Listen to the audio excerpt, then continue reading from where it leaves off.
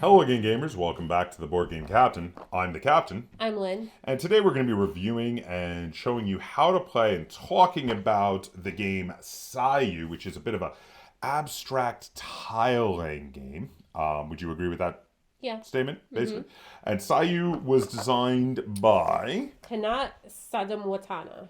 So I want to start by giving a big thank you to the designer for sending us this copy of Sayu to be able to check out and play and do some content with. Thank you very much, Kanat. And before we get too into this, I do want to say I've got a ton of links in the description down below that you can check out at your leisure. There's a link to BoardGameCaptain.com, which is a great hub for all things Board Game Captain. There's also a link to my Teespring store where you can get yourself some cool Board Game Captain merch, t-shirts, mugs, etc. And there's a link to my Patreon if you're in a position to and would like to support the channel. All right, Lynn, give us the stats on here. 2 players. Well, not much to talk about there. It is a strictly 2-player abstract game. Would you agree? Yes. Okay. 14 plus. Yeah, that's a little high, I think. Maybe not too high, but maybe a little high. What are your thoughts? I think it's accurate. Yeah, I'm not too off on this. I might go 13 plus because there's a fair amount to keep track of in regard to what is legal and not legal for placement. There's the chain reaction that I think would Might overwhelm some younger players. Mm-hmm. Yeah, it's fair. I would go a little younger, but not much. Maybe 13. And then 45 minutes. This very much is highly dependent on the players. There should be a range. I always prefer a range. 45 minutes is not a bad average, actually. But generally speaking, if you have players that are...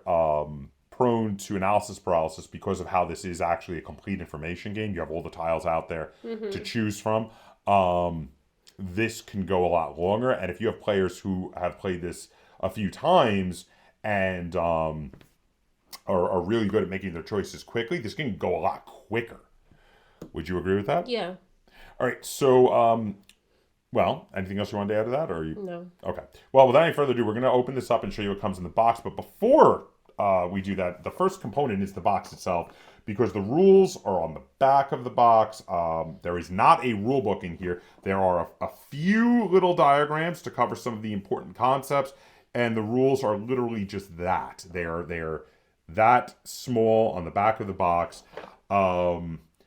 On one hand, I guess you don't risk your rule book getting damaged, but on the other hand, there's not a lot of space for stuff here, and I would have liked a bigger explanation of how large the board can get, because the really quick version without a diagram of showing a completed board was a little difficult to understand, and at first we were confused by that. We had to kind of go on Board Game Geek and see some of the pictures posted by the designer to realize what they meant, because the way they wrote it here was...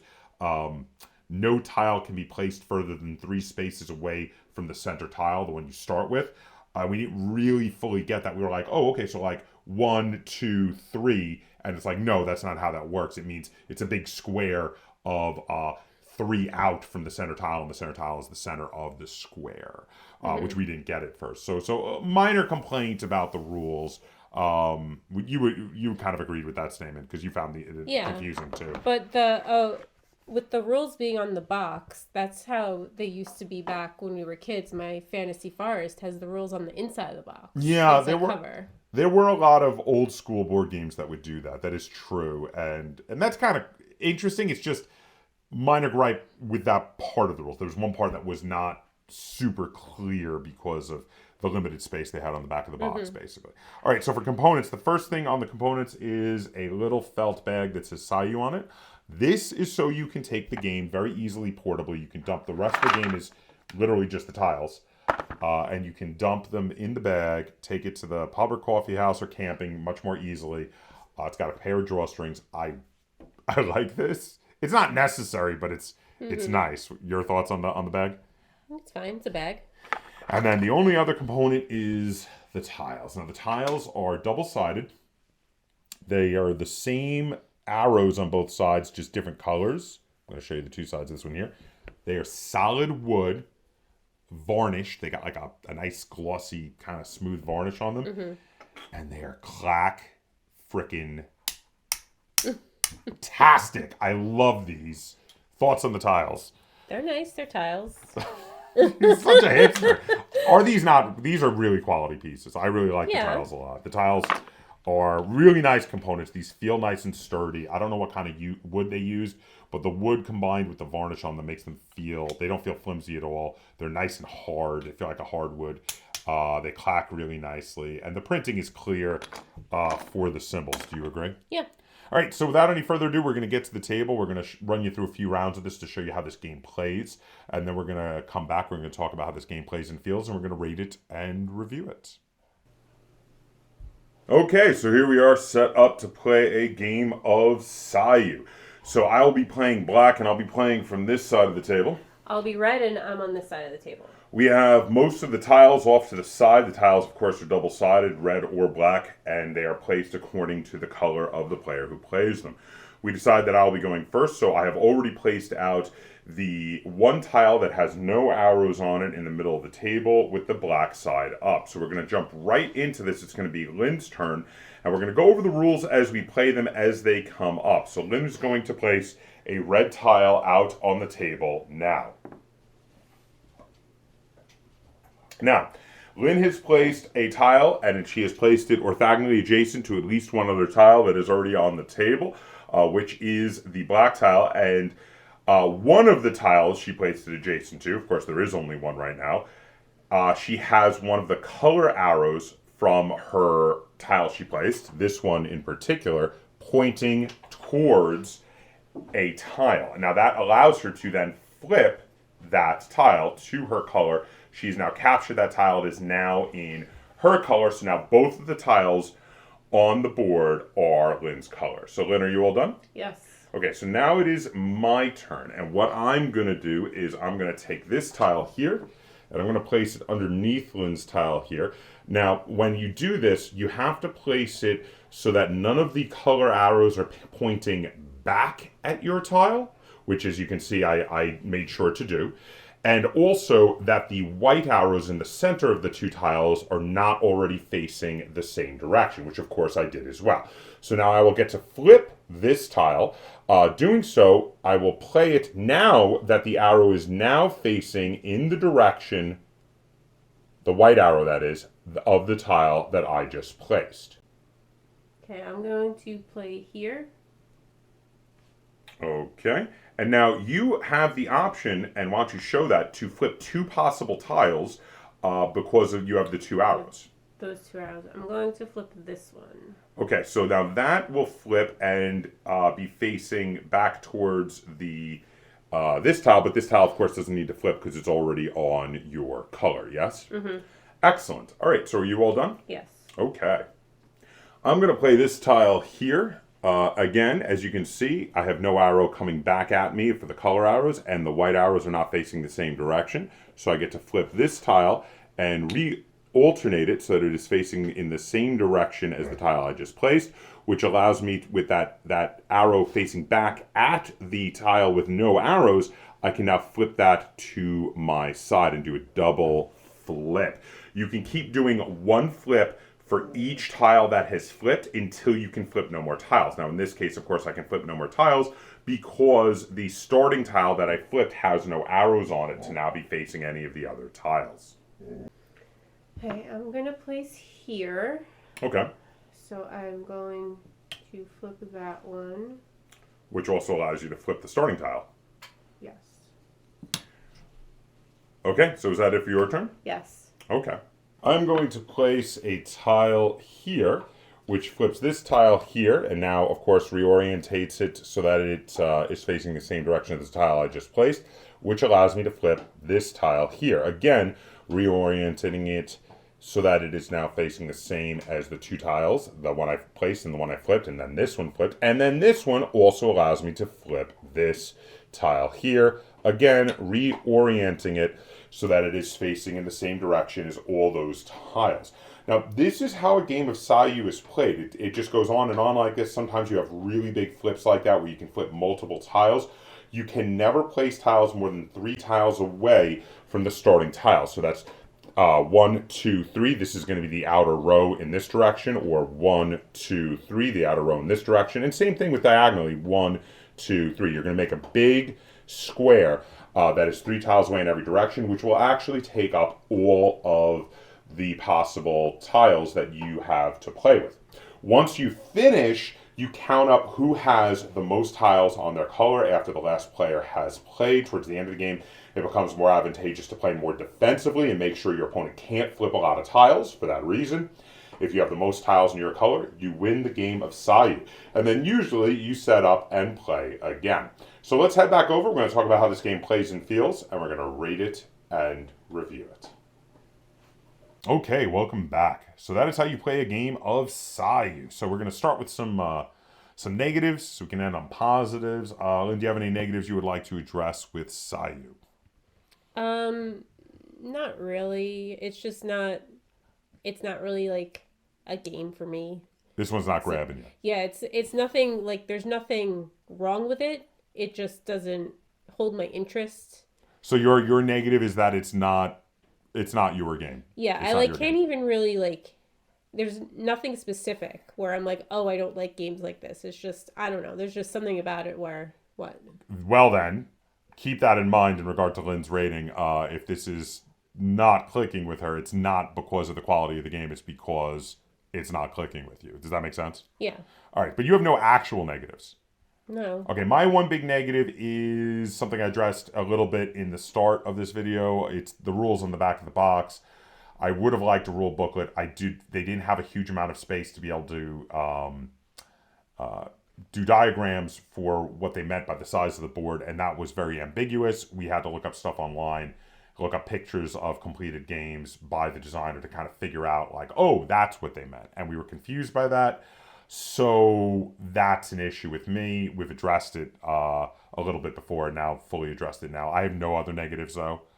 Other than that, I think it's good, and I have lots of good to talk about. So let's start with you, Lynn. What is a positive for Sayu? It's quick and easy to learn.